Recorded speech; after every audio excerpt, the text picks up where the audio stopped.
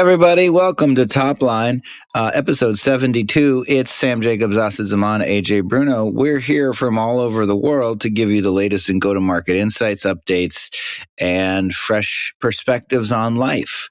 Some of us are up, some of us are down, some of us are in the middle. All of us are on a roller coaster journey, trying to manage our emotions as we navigate the volatility of running a company and trying to be better than our peers, better than our other co-hosts. We're trying to beat them. We're trying to beat other people.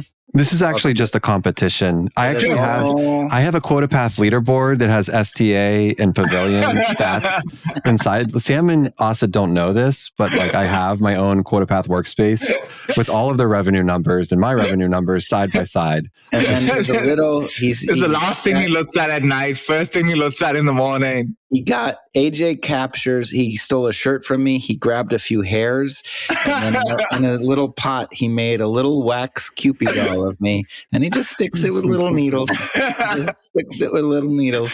When I was growing up, my mom used to say, "Don't throw your nails that you cut in the dustbin." I was like, "Mother, why not?" And she's like, "Well, people can take these nails and do black magic." And she was so serious about it. So like we all grew up like flushing our nails because we actually believe this. And then you get older and you're like, I don't know if anyone's going through my garbage looking for my nails to do black magic on. Asad, I thought you were going to garbage last week.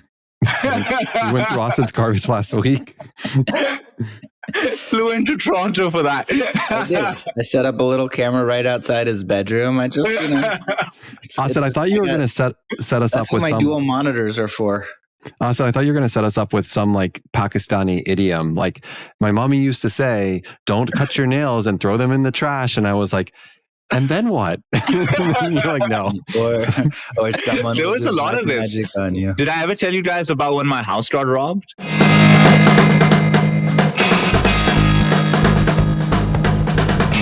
Welcome to Topline, the podcast for the best founders, operators, and investors in B2B tech. Every week, AJ Bruno, Asad Zaman, and me, Sam Jacobs, will break down what's important for you to know to be the most well-informed professionals in the market.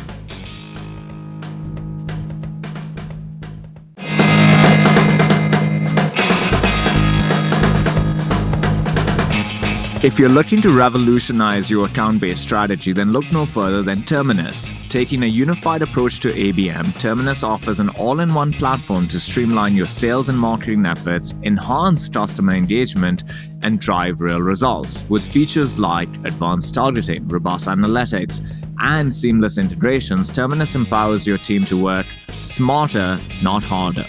Don't miss out on the future of unified go-to-market. Visit terminus.com today and take your go-to-market strategy to the next level.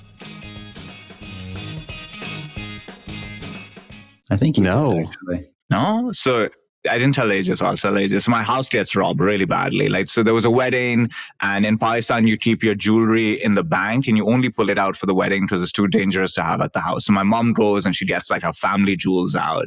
And on the way back from the bank, somebody like followed them or something. So they get into the house, they rob them for that. And they basically said, they're like, "We know the jewels are here, give them to us." So she was like, so they give everything. And so now the police is involved and we're trying to find this stuff. So a few days later, she comes home. She's like, "I know who did it." Like, "Who did it?" And she points to one of the people that work in the house. She's like, "I think that person did it." And we're like, "How do you know this?" She's like, "I had my foot red." I'm like, "What do you mean?" So you know how people get their palms red? There's also foot red. And she had so much conviction. There was a person about to go to jail till we stepped in and we're like, "Relax. We cannot send people to jail over feet reading." Did you ever find out who did it? No. Oh. Mm-hmm. All right. So her foot was wrong. Maybe she used the left foot. She should have used the right foot. She should have used the right foot. We'll go back to that person.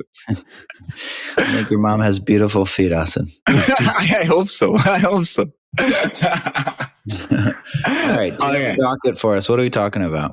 We have a freestyle conversation. So actually, the most interesting thing we're going to talk about is something you're digging into, Sam, which is you have been researching the correlation between market share and profit margin and its implications on what we're going to call CAC tolerability. So tell us. Yeah, I came up with that. Did you just come up with that? What do you mean we're going to call? Yeah. Oh my God. I just don't want to be a broy. I don't want to CAC T. How well can you tolerate your CAC? I'm not broy. That's what Asad's talking about. Listen, there's a great guy in CRO school named Andres Lozano Sanudo, and he's in our London Pavilion chapter. And he messaged me on LinkedIn and on our Pavilion Slack. And because I teach a class on unit economics, and I'm a big believer in Weston Gaddy's idea that growth is not a right. Growth is a privilege of companies with good unit economics, and that the business will tell you based on the unit economics whether it's investable for growth or not. So I teach these ideas in CRO school as part of Pavilion. And Andres messaged me and he said, that's interesting, but there's a lot of literature about basically, winner take most markets, winner take all markets, which is a good number of software categories where the benefits of market share, because there's been, and I was reading this Harvard Business Review article before we started recording that just talked about how there is a positive correlation between market share and profitability. And that, with greater market share comes economies of scale in terms of production. Typically they're referring to manufacturing companies, but nevertheless, and there are also economies of scale, well, not really economies of scale, but pricing power related to, dominant market share, where you can do new things with your customers, you can charge them in different ways, and you can do rent extraction in more creative ways than if you are the lower, a company with less market share. And so the point that Andres was making is that you might be willing, your unit economics might indicate that the business is less investable because your CAC might be high, and there might actually be a moment where you push customer acquisition cost higher than you would normally want it. Because on the other side, and he likened this to Jeffrey Moore crossing the chasm, but on the other side of that threshold is the dominant market share position that enables you to extract economic rent. And, you can see that's effectively the same argument that there are many companies, DoorDash, Instacart, Uber, a lot of these marketplace businesses were operating at negative gross margins in the early days of their existence, precisely because they believed exactly what Andres was saying, which is that to get to dominant market share, you may need to subsidize the consumer or subsidize negative gross margin means that for every ride somebody takes at Uber, this was true for a meaningful period of time based on discounts and based on the disconnect between what they were charging us as riders and what they were paying the drivers, that basically Uber for a meaningful period of time was losing money every time we used Uber. And they used, their capital, meaning like their balance sheet and the massive amounts of capital that they raised, to subsidize that, because they believed that on the other side of this war that they were engaged in with obviously Lyft, but maybe the taxis themselves and maybe, a bunch of other smaller Uber competitors in different regional markets, that they would achieve a point where market saturation and their market share would enable them to develop some pricing power that they could then use to move into, a profit-taking mode and generate positive unit economics. And, that is the place that they are in today. I also know that Dara, we all know that they've created a close to $1 billion advertising business that's related to Uber. Obviously, Uber Eats is, a new revenue stream, but I specifically think their advertising business is very, very accretive, obviously, now that they've built this dominant market share and they have this network effect. So I was thinking about that because, and AJ and I and the three of us were all texting about it earlier, because even though it's a super interesting concept, we're in this period of capital constraint. Now there's some data that indicates maybe things are loosening up, but fundamentally we talk consistently, incessantly, whatever, all the time about moving from growth at any cost to profitable, efficient growth. And there's this mantra that we're all embodying to a certain extent that, we need to be careful about how we deploy our capital, because we don't want to, and again, the idea. And I always talk about like how unit economics and even the market itself and product market fit is not a morality tale. It's not about good versus bad, but that the idea was like, we were all foolish in a growth at any cost world. We were all foolish in 2021. We were all foolish in raising too much money at a low ARR. And there's a counter argument to that, which is that if you are in a market where as a dominant player, you can extract, rent concessions and basically have pricing power, then there's an argument to burning capital to get to that point. And the problem is, how do you do that? So that's what I've been thinking about, reading about. And I think it's really relevant right now because there's a lot of company. I mean, QuotaPath has a sizable balance sheet and could lean into growth if sales commission planning software was a winner take most market where there were, we're basically at some tipping point, right? The marginal cost of acquiring the next customer was lower because of the market share that QuotaPath possessed. I just don't know if you're a CEO or founder how you're going to know if you're in that kind of market. I think it's easy to say that all markets are winner take most. I don't think community is a winner take most market. I don't think recruiting is a winner take most market. So that's kind of... It genuinely is not, because if you work with everyone, where you don't headhunt from? Well, it's you can't also headhunt from your customers. It's also timing and evolution. So this was on the part of the text piece of it, is that, but I also would say that hyper scaling and what was the Reid Hoffman book that he kind of wrote? Scaling. Yeah, exactly. Blitz scaling. And that was the mantra for 2019. And like that exact concept, Sam, is what's discussed in the book. And I think that was still something that a lot of SaaS companies really, truly believed in and fell into it from the Valley standpoint. And so my point was that there were probably dozens and dozens of companies that had the unicorn status that fell into this, the companies that we know, founders that we know, and spent a lot of capital, $50 million a year even, to do this, to like hyperscale.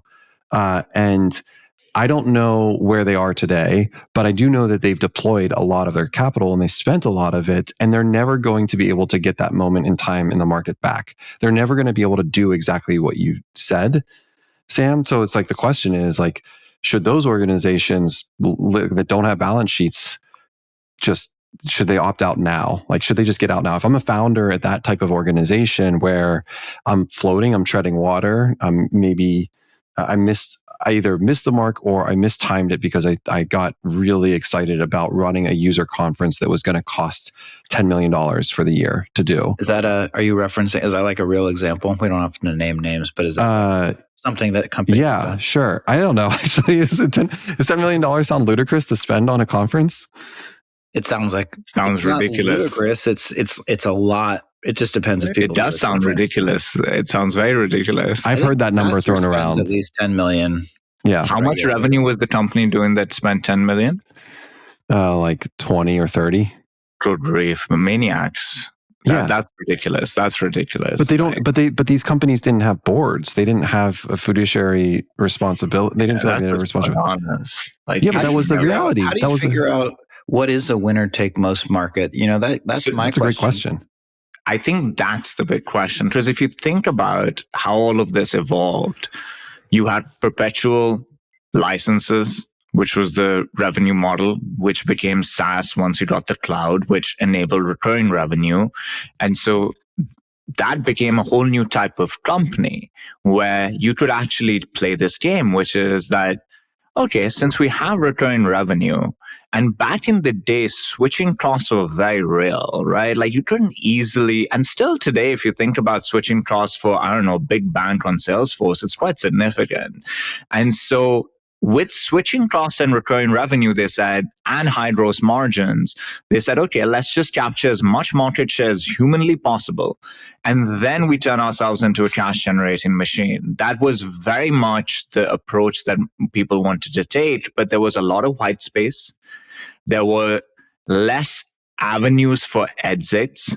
And Dave Kellogg wrote a great piece on this called Play to Win versus Plain to Win versus Plain to Make plans. So what he said is, in the old world, there were 1, 2, or 3. You would win, place, or show in a category. Everybody else didn't matter. There were very few options for you. PE wouldn't acquire you. There were really very few options. You would become a zombie.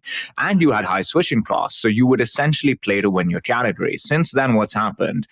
The number of tech companies in the ecosystem has increased by 7% per quarter quite consistently. So there's more companies, there's more categories, and more companies within these categories. There's more money in PE acquiring companies that might not be 1, 2, or 3. There are acquisitions that happen with the 1, 2, or 3 placed companies might acquire some of the smaller companies over there. You could become a profit generator. Like there's more optionality, which makes it so that some companies will play to win still. They will play they're the ones that the VCs are betting on. There was some interesting data we'd uncovered for the newsletter a while ago, which was that on average, an early stage VC will look at 150 deals to make one investment. And that one investment takes 118 hours of due diligence. And then 1 out of 20 of those investments provides a 10x or more return, while 16 fail. That's the game they're playing. And there will forever be companies that will find that white space and have a shot at going for it, and they should go for it. What's beautiful about the world today is there's more options for everyone else. There's more games to play than there were games to play before. And so I think now you have to be careful. Am I in a category war, or has my category been figured out? And I think that defines a little bit of how you think about CAC. But the other differing factor is, doesn't AI play like an equalizer of like, okay, all the categories are open again? It does. Yeah. I think so. I think anytime there's a platform change, right? You can look at perpetual to SaaS, which was cloud was the platform change. You can look at others like mobile. There are opportunities to redo and rethink how things are done pretty fundamentally. And so it gives people that opportunity. Why do you think so much money is going into these AI companies? Because investors believe that these categories can be redefined now. And so they're willing to back people up with lots of money that have the vision and are trying to go after one of these big incumbents. Like there's that company, I think, called Day.ai, which raised from Sequoia, who is the ex-chief product officer of HubSpot, who's trying to build an AI-first CRM. And he's got a lot of money to go after that. The probability of success is low whenever you're trying to play that game, but there's a fight to fight, and he'll find the backing to do it. But know if that's the game you're playing. I think the ridiculous part was that a couple of years ago, people that had no business spending like there's a category to win was trying to spend like there's a category to win, right? They weren't in that fight and they were spending like that. That's ridiculous. And that's what I think shouldn't happen. But if you want to play that game and you have a shot at it, you should play it. That's a great game to play. Do you think that AI first CRM should be spending that money right now? Like what's the timing of that? Do they go do what Sam suggested? Of ensuring that, like from a timing perspective, that they're spending money to acquire customers, and their CAC is just is wildly out of control to win the market now. I think wildly out of control is no one wants to be in. No one wants wildly out of control. So imagine if you go to your investor and are like, my CAC payback is 72 months. I don't know. Like if you could like halve that, it's still a pretty bad business, right? So I think it has to be like where we have tolerance for a lot, but it still has to be in the realm of reasonable and rational. And you have to keep proving to your investors that you are, once you're playing that game, you have basically milestone-based fundraising, essentially, right? Like you've played this game, I've said I'm going to do these things. I've got to do some set of these things well enough to go and raise the next round. And so they have to know what those things are and go and achieve them. And I think early on, it matters less about your CAC, but it can't be 72 months. What customers are looking to see is early signs of product market fit. They're looking to see early signs of some a go-to-market motion that can be mechanical and repeatable and predictable and scalable and efficient, can become efficient over time. And then later on, once you're Series B or C onwards, they're looking for this machine to run efficiently while it's scaling. I think all of that stays true. My question is, we always come, the themes that we talk about every week are consistent. And one of them is, what is the role that venture capital plays in all of this? Not even venture capital. What is the role of capital? There's two schools of thought. To a hammer, everything looks like a nail. To a venture capitalist, the constraining factor of a company's ability to be great is capital. In my experience, it's not a decision, do I go big or not? The business, I was at one company. I've been at one, true rocket ship, and that was GLG. And there was never a question of, do we go big? The market was gobbling up our services and our products at such a voracious rate that we were going big because that all that meant was that we were answering the needs of the market. Capital was not it wasn't that Alexander or Mark Gerson or any of the people running that business thought to themselves, should I go big or should I stay small? Okay, I'm going to go big. Let me go out and raise a boatload of money. Now, that might be, GLG wasn't a software business, and GLG was immensely profitable from the beginning. And so there was never this existential threat of... Really? It was profitable from the beginning? Oh, yeah. Oh, interesting. Yeah, I didn't know that. It's had 30-40% EBITDA margins from the inception.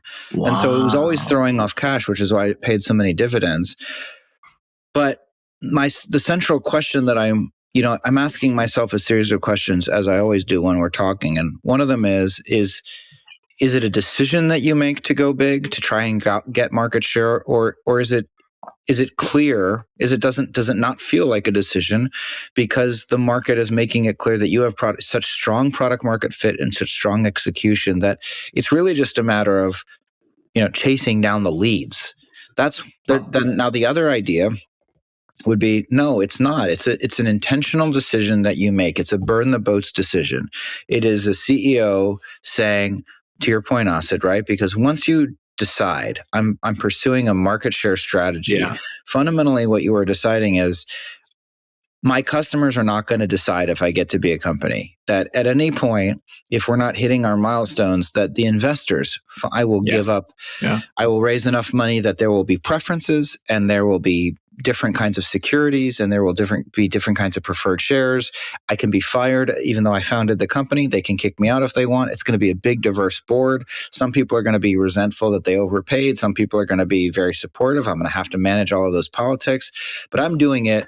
So that's a different world. Like in the first world, it was like, I'm just following my nose and I'm just chasing down the truffle because I'm a truffle pig. And then in the other world, it's like, no, I'm virile. I'm a man or a woman. I'm a human that like wants to take the bull by the horns and charge forward. I am one of the great humans of our time, and I'm going to make a dent in the universe. And it is my choice, and it is my choice to go big. And so then, the final thing, and this is where I would love both of your reactions. So then the related point is like, yeah. If it's the second one, right? If it's like, it's an intentional choice that you make to go super big, to burn the boats, you got $20 million in the bank, you're going to burn $1.5 million, and you are going to tell we've got 12 months to make, and then I'm going to raise money again. And I'm always going to be on this treadmill. And that, to me, and probably to you, Asad, and I think it depends to AJ, that just feels stupid. That just feels stupid. And that feels foolish. So then I think, well, if everybody thought like Sam, there wouldn't be a Facebook, and there wouldn't be a Slack, and there wouldn't be a SpaceX, and there wouldn't be a Tesla. And so maybe, does the world need stupid people? Does the world need a group of people that know the odds and don't care? It's all a very confusing framework to me. So I think when you speak to early stage investors, they say their scorecard is some combination of founder, market, idea, right? And I think part of what they're saying is that we value the caliber of the founder more than anything else. But they'll all tell you that a great founder in a small market or a bad market is not a great recipe. But a great founder going after a great market with a bad idea, they can pivot. Instagram was a pivot. And so I think the market really matters. And what the market means is there's a big thing that we're going after. And I think it's beautiful that there is support available to people that have great ideas that want to pursue that. And one small piece of that support is an investor. The investor is giving you this commodity, which is money, which you need and you don't want to spend, etc. But we glorify VCs. They're just really good at branding and marketing. They're kind of like Europe, right? Europe has great branding. They have great branding. And so I grew up thinking these people were gods. And then you really get to know them. You're just like everyone else. There's a bunch of you that's really good and a bunch of you that are donkeys and a lot that are in between. And so it's like they represent a commodity that is essential for that founder going after a big market with a good idea to be able to actualize their vision. I think you need that in the world. I think it's amazing that people can come out of places like Stanford and Harvard, or places that none of us really think of when we think of great founders, but they come from, unconventional backgrounds as well, and that they can get what they need to be able to build these world-changing businesses. But what was problematic, or what was less exciting and is more exciting now, is not everyone has to go after that journey. That can't be the only journey available, right? There has to be a path for somebody like me to be like, I'm a craftsperson. I don't want to build a big tech company. I love my craft and I want to be the greatest of all time doing it. I want to build a really good business that's super profitable and throws out tons of money and has tons of impact. I want to do that. And is there a path for me? And that path is becoming more and more viable. Now, there's very few funding sources for it, right? And I always thought it was ridiculous when a venture capital firm invested in a new recruitment company. It's like, what are you guys doing? This makes no sense. But I do think there have to be funding sources to get from 0 to 1 for people that are building businesses like yours, Sam, or mine. But it's beautiful that there are also people that can back AJ to go on to change the world. I think love this both of these have to conversation. exist. I love this conversation. First off, I also love Asad's use of the word donkeys. Asadisms. We need to make a t-shirt like gangster, donkeys, and stylish. It's so good. Asad and I had dinner last week, and it was a fantastic conversation, but I lost count of the times he said he used the word donkey, which is so great. And the conversation that we're having is right at the heart of human psyche, and it's something that I think about all the time. And Asad and I actually talked about this, and I'm going to describe this through the startup journey, the venture-backed startup journey of a founder that is like lives in the chaos. And if you think about human needs, humans have 6 basic needs, 2 of which are certainty and variety. So certainty is this idea that you are predictable. It's the status quo. You go to work, you do the same things, you do the same tasks. It's very predictable. You go home, you have dinner with your family, your kids go to school. You get a paycheck. We all need this level of safety and security around the status quo, and that's okay. We need this predictability. The other one in this variety, which Asad actually gave the best word for, adventure. And that really stuck with me. And so when you think about startups, we're all in this status quo. We're all down here in this bottom corner of status quo. Founders live in the chaos. They live in the adventure. They live in... I asked Asad this question. Have you ever worked for a startup that wasn't a show?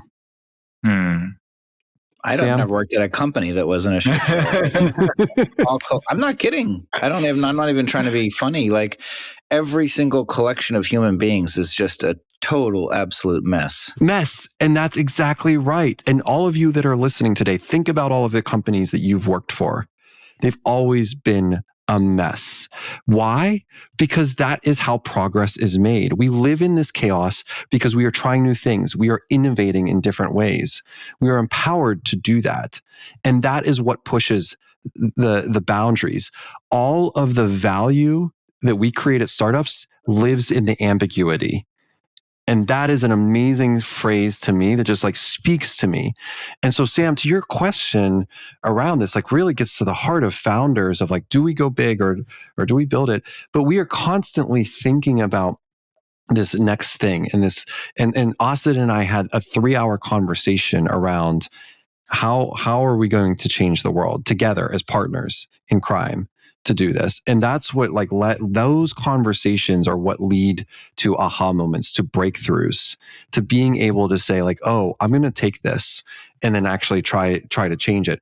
I heard, to tie to this as well, heard this other great phrase that was talking about Albert Einstein and his theory of relativity, and how challenging and humbling it must have been for Albert Einstein to have to explain the theory of relativity to every single person. Like this guy is way up here and everyone's way down here, right? Yeah. And they're trying to bring him down, and he's trying to do this. But what someone said was like, no, it was Einstein's opportunity to clarify his message, to really think and use people as a sounding board to continue to hone that. So what you've got was this really simple idea of E equals MC squared at the end of it. But it took him so many revs and iterations to get to that beautiful simplicity of it. And we as founders are constantly trying to do that. We're inspiring and we're constantly trying to galvanize our team to get down to that. And so I have an offsite in 2 days, and I started with a deck that was like 52 slides. After probably 25 hours of refining, I'm down to 10 slides. Wow. 10 slides. That's pretty cool.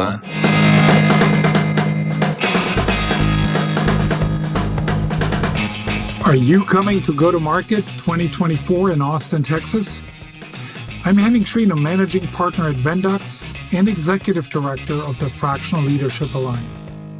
At GTM 2024, I'll be leading several breakout sessions together with Neil Weitzman, where we will explore various topics specific to being and hiring a fractional executive.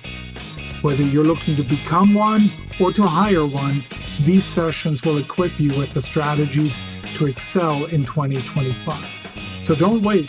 Secure your ticket before they sell out at joinpavilion.com/GTM 2024. And as a thank you for being a Topline listener, receive an extra 15% off your ticket with the code Topline. See you in Austin. Well, AJ, let me ask you this question though. A two-parter, first of all, like is going big a choice, and is sales commission planning software a winner take most market? Is going big a choice? Yes. Is sales compensation management software a winner take all market? No. So going big is the choice that I make on a daily basis because I am constantly thinking of the pursuit of something bigger than sales compensation software. And that is at the heart of it. Now, the timing of that and what does that look like, and how do we arrive to that, what that choice is? That's something that I constantly wrestle with, of when do I share that and when do I not share it? When do I share it and when do I not share it? When do I dream and when do I not? And I think this goes back to the board conversation, because we founders are down here. Founders are here. And then you have your executive team, you have your co-conspirators, you have your execs, and then you have your ICs and your the rest of the team member. And then you have your board, and every single level is trying to pull you up to it. They're trying to de-risk the business, right? So they're trying to pull you not down, because that's not the right way, but they're trying to you're always going to be ahead. They have their own incentives. Yeah, they have their own incentives. I would say that what you said which is correct. The goal of managers, the goal of stakeholders, I don't know if that's, but the goal of managers certainly is to constrain the decisions of the people that they report to. And that's not the intentional goal, but that is in practice, exactly to your point, AJ, the goal of your it's hard to say it's a goal because they don't state it, but the logical implication of the actions of the executive team reporting to a CEO are an attempt to constrain the choices of the CEO on behalf of the incentives of the executive team. 100%. And that is actually the similar from a board standpoint, which is financial plan is hitting, going back to Dave Kellogg, is hitting plan like the goal. Is that the goal? Well, you as a founder and operator, CEO, we have to live in two different worlds. We have to live in the here and now. And it was Halligan that said, if your head's in the clouds and your feet are on the ground, you don't throw up on your shoes or whatever, something like that. And that was eloquent chap. Yeah, perfect. But that's the reality of it. I am maniacally focused on our customers and making sure they renew right now. I am maniacally focused out with the team. But that doesn't mean when I go to bed at night that I'm sleeping and dreaming about renewing our customers. No, I'm dreaming about totally different world and something like we're going to change how software gets bought. I think I said that to both of you in one term. You texted it to me at the dinner that I was sadly not invited to. It's okay. We got our chance in Austin. What's coming up? This is what I think is fascinating, which is that you need to know what game you've decided to play. Yeah. And then you need to understand some basics about that business type that you've decided to build.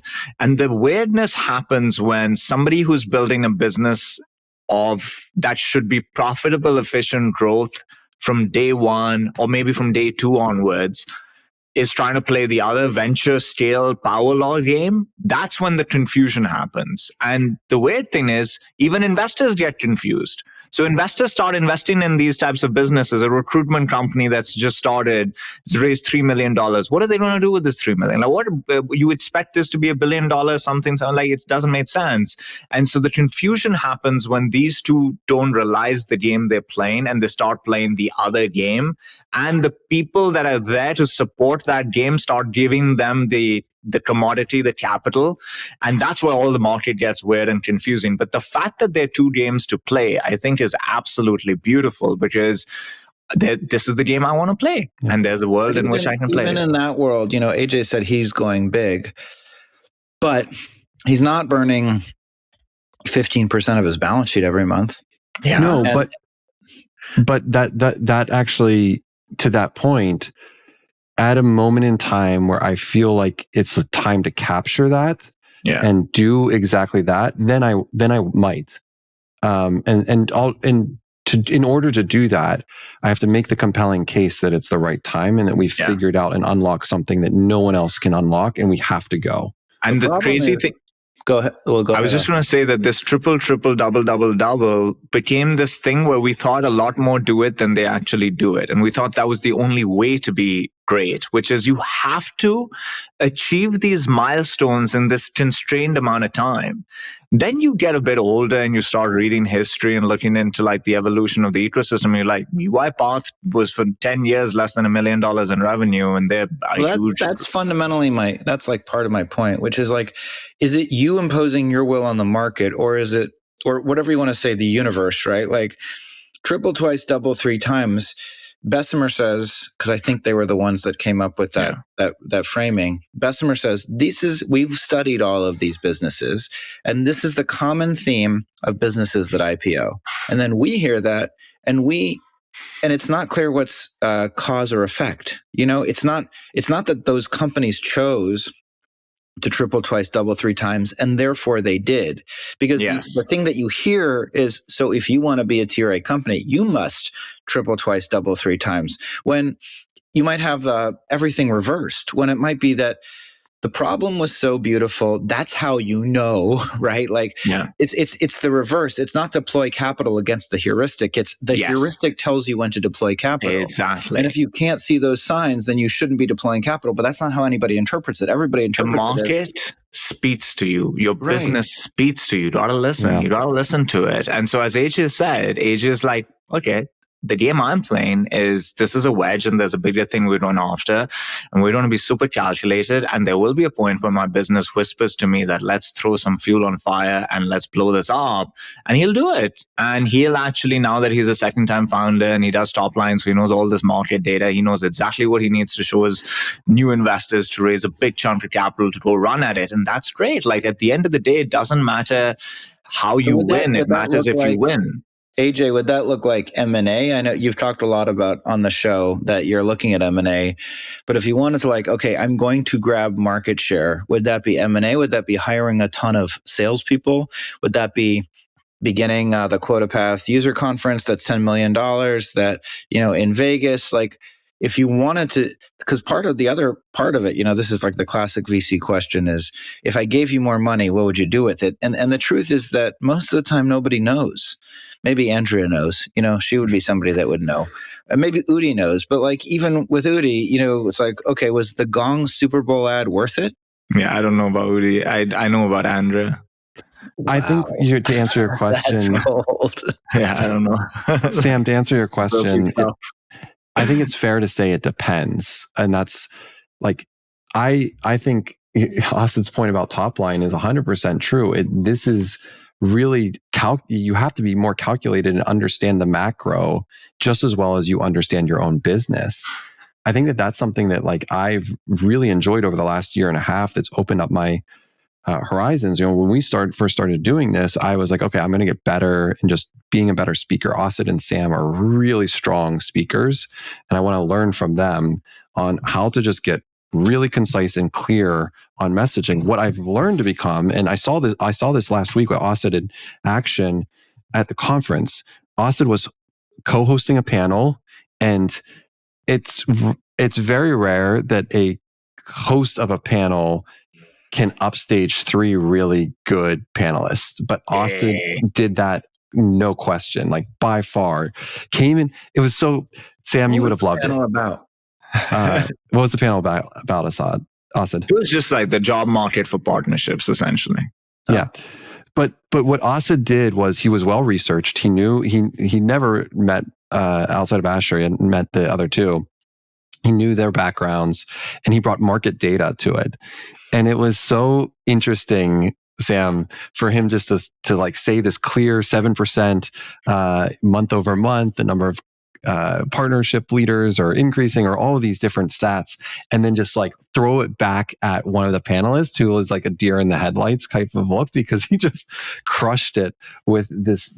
I actually think like I felt really good on that stage. Like it was one of the, and it was these repetitions. Like I was talking to somebody about it. They're like, you're 71, 72 episodes, and every week you guys are talking, like you will get really loose on stage. And I think like in a year from now, each of us would be top 3 in this entire ecosystem in terms of being able to manage a conversation of that sort. Like I really think repetitions are phenomenal. Yeah. Like they help so much in just getting great. And the other part was being loose. Like I didn't prepare much, so I just put questions together the night before. And when I was younger, I would prepare, I would practice. And now I'm just like, I do what Sam does. I like came up with some questions. I was like, I got this. And that made a difference. Sam, let me ask you though. I think I answered the question of, AJ, do you think it's a choice? And do you think sales compensation is a winner take all market? I want to ask you your feedback. Do you agree or disagree with me on my own market? And then 2, ask you the same question around Pavilion. Sure. So first, I do not think sales compensation software is a winner take all market. I think what I was going to say before is, listen, I don't think that there's many winner take all markets at all.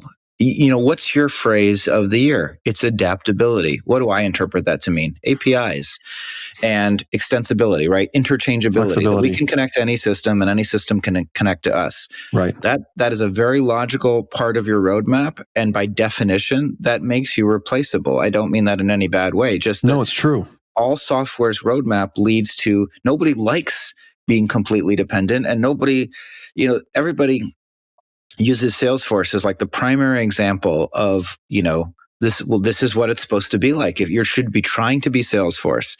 And the reality is that, most people hate Salesforce, literally, like, and a lot of people have like a pretty white hot hatred, like really problems with the way that the company is run, with Benioff, with all of this BS about Ohana, when he's actually just like always chiseling you, the 7% annual contract increase. Like, it's not a beloved company, but besides that, that's fine, because capitalism is capitalism. It's still worth, whatever, $200 billion and does $35 billion in revenue. So who cares whether it's beloved or not, I guess. But the point is, a lot of software has moved away from that type of sort of monolithic status. Of course, it's deeply ironic that Salesforce came to grew up as the antidote to, on-prem installation and, Siebel and all of these other platforms that you couldn't get rid of. And there were, no software, meaning no installment. But the point is that people resent Salesforce. And as a consequence, lots of software companies intentionally have designed interoperability, and a lot of vendors and a lot of buyers are saying, I need to be able to swap this out and replace it, which by definition removes the possibility for it just reduces the overall percentage of markets that will become winner take most or winner take all. Now, maybe I'm wrong about that, but I don't see that many different categories. There needs to be a network effect, I think, for the winner take some to become winner take most, unless it's just, habit.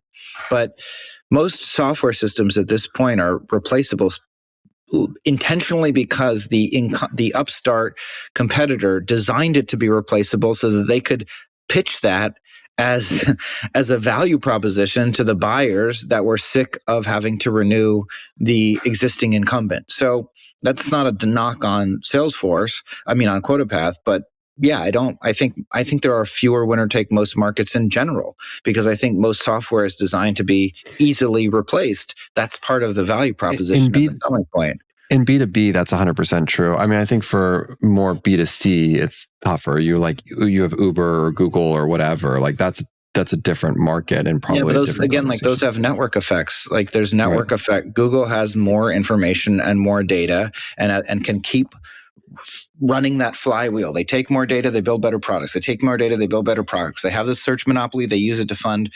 So yeah, and Uber is the same thing, and Instagram's the same thing, right? Like you have this network effect where the more people that use Instagram, the better the algorithm, the more products and services, the better for creators and influencers. Like, two-sided or three-sided marketplaces I can believe that there's a winner-take-all market for photo sharing. That makes sense to me. And that's, partially why the rise of TikTok has been so incredible, because it's like this company that shows you that it doesn't have to be Meta or Google to create a new platform. Came out of nowhere. Yeah, it's still an incredibly inspiring story, regardless of who owns it or whether the Chinese are spying on us. Oh my God, what a beautiful product. Like, I think it's undeniably, it should inspire people. Like, you can hate it for what it represents politically, but it's inspiring when you see beautiful products. If you see a beautiful pair of shoes, you should be inspired by that. Like, I think that's a beautiful product. It broke through when people thought there was no reason for a new social network to break through.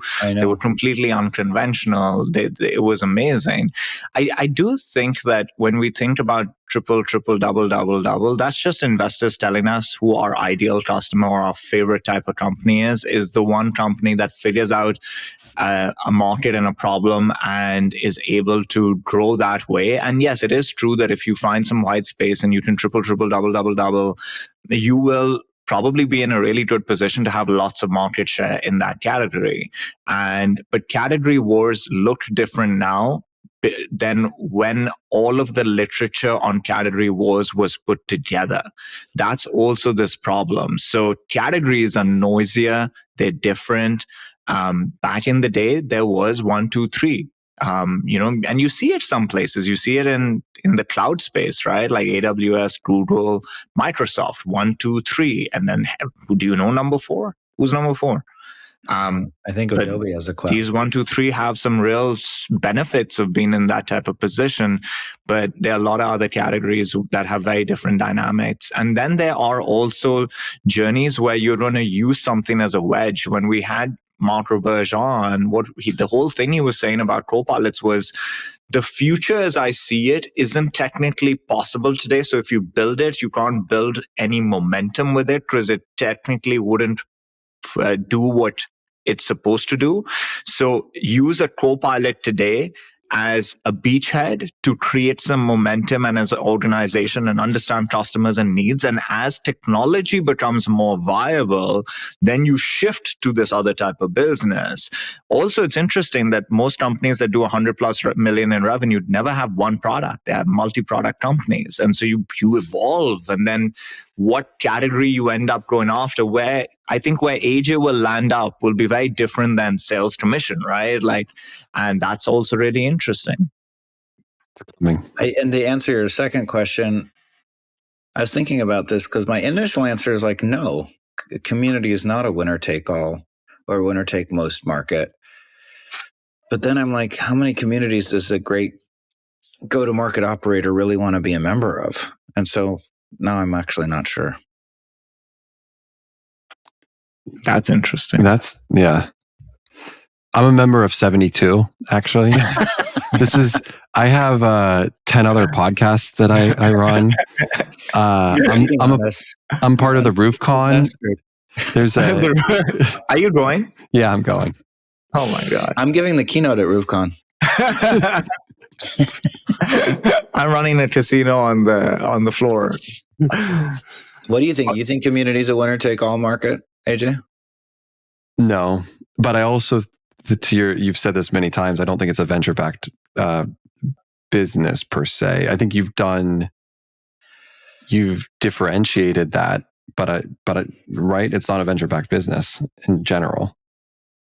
Yeah, I don't think it responds to this part of it. Doesn't respond particularly well to growth capital. It's hard to take $10 million or $20 million and deploy it towards growth when the whole point of growth is like sign up as many people as you can. Right. And the whole point of a club is don't sign up as many people as you can. Right. So that's the point there, is like that your growth, like you're not ever going to have to deploy millions of dollars a month to. Well, that's not true though, because I think there's other businesses that we're going to build around the community that are they're more pliant to growth capital than community. Like there's an education business that's a credit-based education business that teaches people executive go-to-market principles that isn't really selling memberships. That's a business that you don't have to be ashamed or sheepish about trying to grow. That's just have 1,000 people in your company take CRO school because it'll make them all better operators. They're not joining Pavilion, and that's fine. And that's really like part of the direction that we're going to be heading in. I think if your business doesn't respond well to venture, then you're not in a winner-takes-all market, most likely. I'm not. Mine won't. That doesn't mean that along the way you won't come up with ideas that could be or create side business. Like, there's life is long and the journey is not a straight line. But the core business, if you look at it and it doesn't require venture, then you're not in that type of that's not the type of business that you're building. But I also think this, and Bob Moore made me realize this actually when he was on the pod. I thought he was one of the most transparent guests we've had when he Bob was great and unexpectedly great, even though unexpectedly open when he said, "Listen, this is a ZERP business, right?" Like it was such a beautiful thing to say. So cool. I think that if the moment is there and you are AJ or Bob and you can raise a bunch of money, raise it and do with it. Try something, play around with it. You don't have to use all of it. Sam, you raised that money and tried something. There's nothing wrong with doing that. AJ, you raised some money and didn't spend it. There's nothing wrong in doing that. What's crazy would have been if you guys spend all of it and destroyed that's madness. But to raise the money when it's available, I think the fault of that lies with the investors investing in things at valuations that didn't make sense and businesses that didn't have that big vision. That's an investor problem. I think as a business operator, if you have capital available to you, capital gives you security and optionality. Take it. Why not? Well, I think it depends on the valuation. It depends what your time horizon is, but I hear you. I don't regret raising money at all. So, okay. Next time. There's one more thing that we can discuss. We've got a little bit of time, and I've had this on the docket for a while, and I'm actually curious to dig into it a bit. So, Sam, a little while ago, you made a post that I found fascinating, which was essentially around motivation. And basically, you said that it's not a CEO's job to motivate employees. Instead, the job is to harness the motivation a person already has and point it in the right direction. The naysayers say that through leadership, culture, and incentives, you can motivate somebody. Someone might have been motivated but lost their mojo, and you'll give them a talk and they'll get it back. So why dig into this a bit more? Why is it wrong for a CEO to rely on their leadership or charisma or the culture they create or the incentives they deploy to try to motivate a team? I don't think it's wrong. I think my point is that Listen, lots of people disagree with me. I even disagree with me. So that makes 100% of people. One of my favorite phrases is, you can't put in what God left out. And the point isn't that that CEOs or leaders don't inspire. I just don't know that inspiration is the same thing as motivation. I view inspiration. So what you might say in contrast, well, like, what about setting the vision? That might motivate me. And I'm like, I don't know that would. I think setting the vision harnesses your existing latent motivation. I could be wrong. Maybe there's people that are uninspired, unengaged, and then with the right message, the right charisma, the right idea, all of a sudden there's a spark that's ignited within them, and all of a sudden they become, an incredible A+ employee when previously maybe they were a D employee.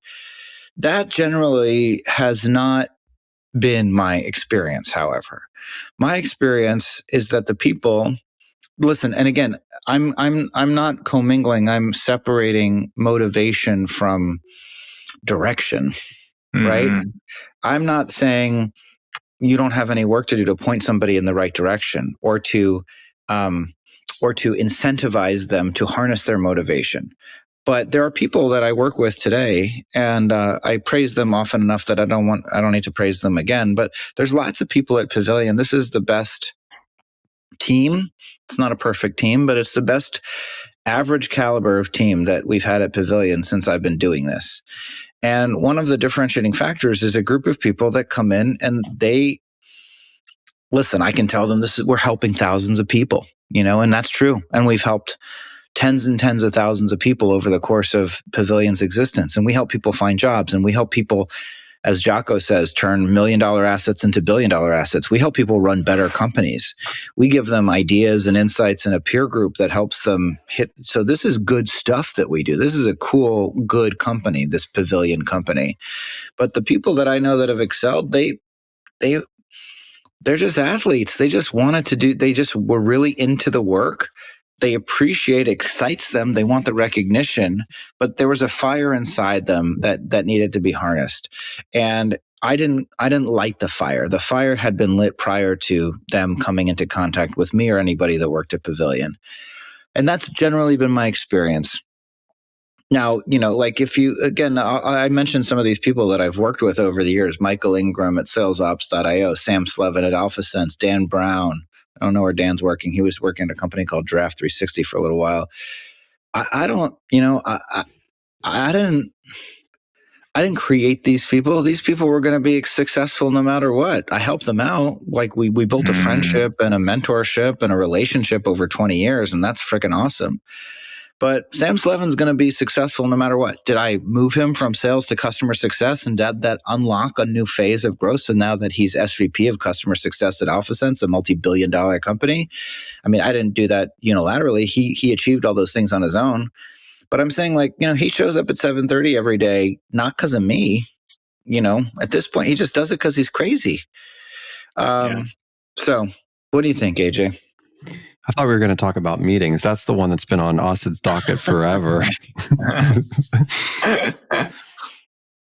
I tend to agree with you, Sam. I think that phrase you said of God, what did you say? That was a good phrase. You can't put in what God left out. Yeah, I really like that. I'm stealing it. That's actually why I like Topline so much. I just steal all of these great. Yeah, I like this. And then just take them and like, I came up with this. It's so good. I think you're hitting on the inner motivation and the drive of people, and that goes back to a CEO's job of hiring and hiring well, and really figuring out if that's something someone has for the long term. Because you can have it and have it one day and lose it, have it one day, but you want to find people that are able to sustain that drive over long periods of time. And it's really, really challenging to do, because we've all worked with great people that have done it over a period of time. But let's say a year goes by and 11 months, they're just crushing it. They could be absolutely toxic in that last month, and their motivation and drive goes the complete opposite way, and they're hurting everyone else's motivation and drive. And that's where I find that as leaders, as CEOs, that's where our real challenge is. And how do we handle those situations and those people, and how do we handle it? And, Asad and I have talked about some people that we've worked with or worked with in the past. And anytime I go, Asad will go, well, is that person a 1% engineer or 0.1% engineer? Yeah. And I'm like, well, 1%. He's like, well, fire them. I'm like, well, it's not maybe, but 0.1% is like life changing. Maybe figure a way out for that person. Everyone else fire them. Yeah. Which also, as a total aside, I had a friend write me. I'm going to find this quote that he wrote me. He said, heads up, this founder is going to be reaching out to you. He's going to be firing a co-founder. And I mentioned that you're a ninja at firing people. It might be good for you to ping him. I was like, what does that mean? Your reputation has been built. I think this is fascinating because there's this phrase in tech, which is incentives drive behavior. And I actually think it's wrong. I think incentives direct drive. So I think drive and motivation are interchangeable in this instance. I think of it as... Well, that's not the quote, Asad, just for the record. What? Incentives drive behavior. No, it's show me an incentive and I'll show you an outcome. Is that what that's completely right? I agree with that. That's Charlie Munger, right? Okay. Or, yeah. That's Charlie Munger. There's another, a lot of people say incentives drive behavior. I heard it coming up a lot. And where I landed with it was incentives can point a person's drive in a particular direction, but drive is the engine they bring to the table, and you can't train it, you can't incentivize it, you can't give a pep talk and activate it. It's just the thing. That's why it should be number one on everyone's scorecard. If it's not the first thing you're qualifying, you're doing it wrong, because you'll waste your time trying to qualify elements of this individual that don't matter because they don't have the drive. And so what's the point of hiring them? But I think where you have to separate it is there's morale. And morale ebbs and flows.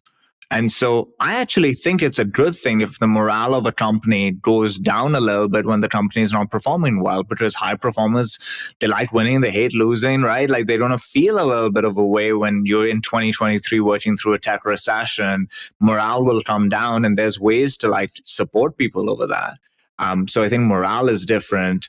That should ebb and flow, and that's totally fine. And it's actually a sign of a healthy culture, or a well-built team, at least, that when they're losing, their morale has come down a little bit. I think it's psychotic when a company is not doing well and the team's super happy. What the hell is going on in this company? By the way, Sam, I think your buddy Dan Brown is writing books. He wrote a pretty good one called The Da Vinci Code. Angels and Demons. Shout outs, wins of the week. That's what it's time for, my friends. It is late where I am, so we're going to move to the closing segment of this wonderful podcast. AJ, who wants to go first? I'll go. I'm going to give a shout out to Wyndham Hudson. Wyndham will be joining us in 2 weeks as our Chief Product Officer. Oh my God. I know. I am very excited for Wyndham to join. He came from Copper. He was the COO of Copper. Prior to that, he was the product leader at a company called New Voice Media that sold to Vonage for $600-700 million.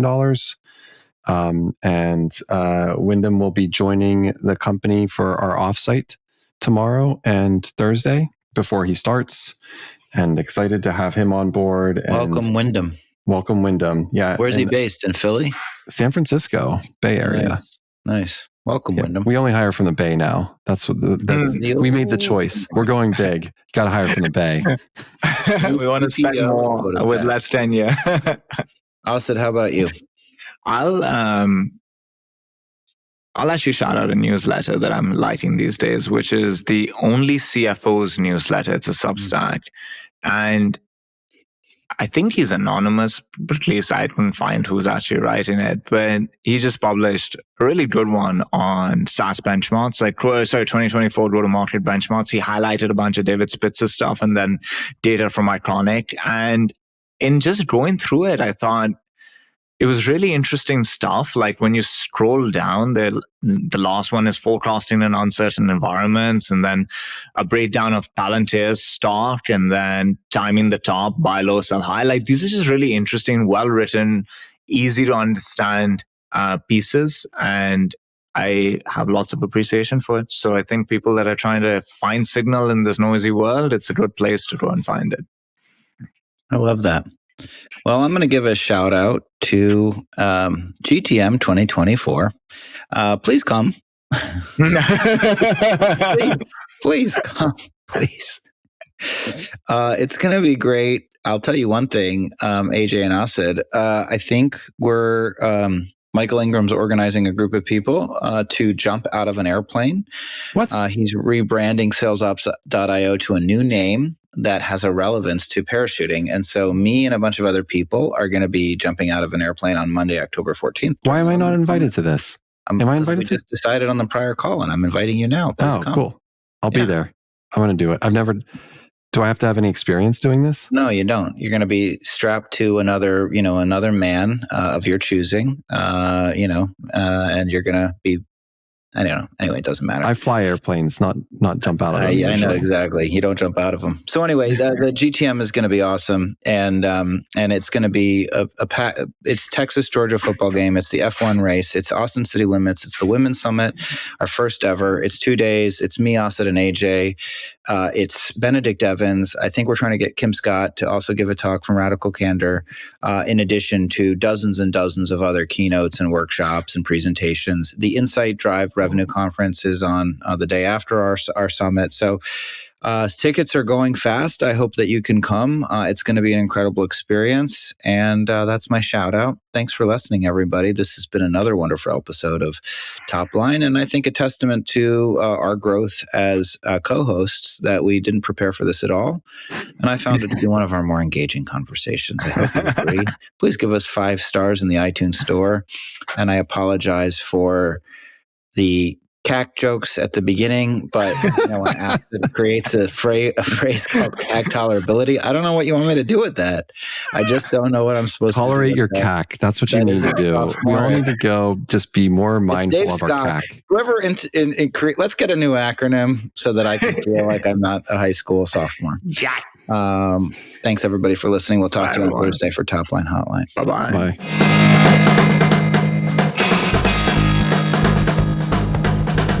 This episode was brought to you by AirCall, the business communications intelligence platform. Deliver a better experience for your customers and your teams at AirCall. That's AIRCALL.io. Save time, save money, and improve performance with a single communications platform.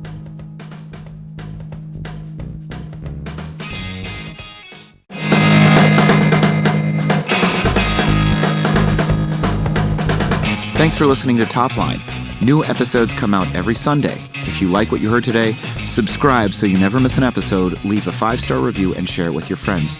Don't forget to join our Topline Slack channel to connect with us and discuss the topics we cover with other listeners. Click the link in the show notes. Lastly, if you're interested in joining Pavilion, you can learn more about membership at joinpavilion.com/membership. Thanks again for listening.